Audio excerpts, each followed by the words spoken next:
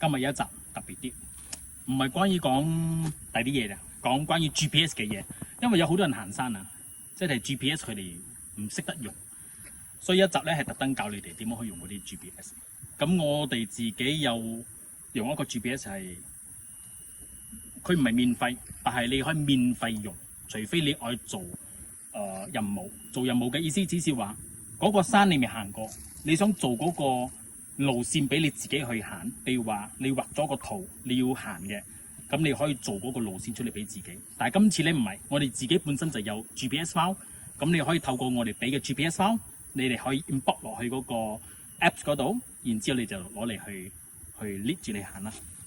So 我哋咧通常會咁樣嘅，我哋會 send 咗嗰啲 description 入邊有個 GPS file， 撳咗落去先。咁你咪將個 file 咧，你就 download 咗佢咯。download 咗落嚟個 file 一開咗咧，佢個 file 會點樣啊？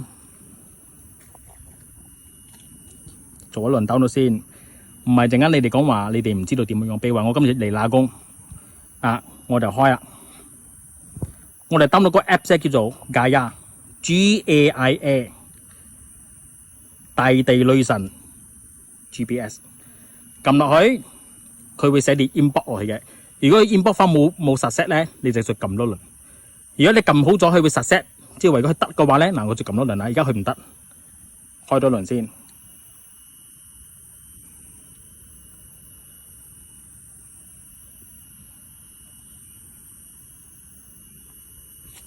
再開多輪，再撳多次。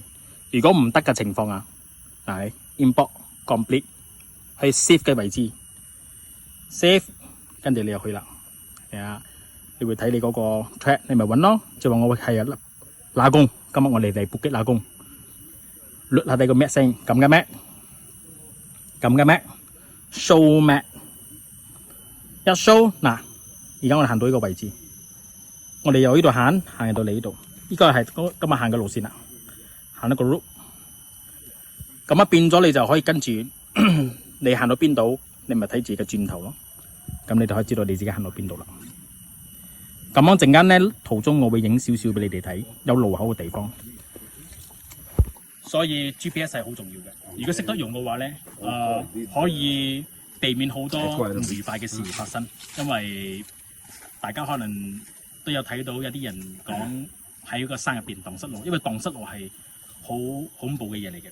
第一，你可能身上冇嗰啲emergency 嗰啲咩啊 first aid 嘅嗰啲嘢啊 emergency blanket， 好多人可能佢冇嘅，刀仔啊，行嘅時候唔知自己行到邊，咁有啲咩事點樣好，所以變咗蕩失路喺山入邊咧係好危險嘅。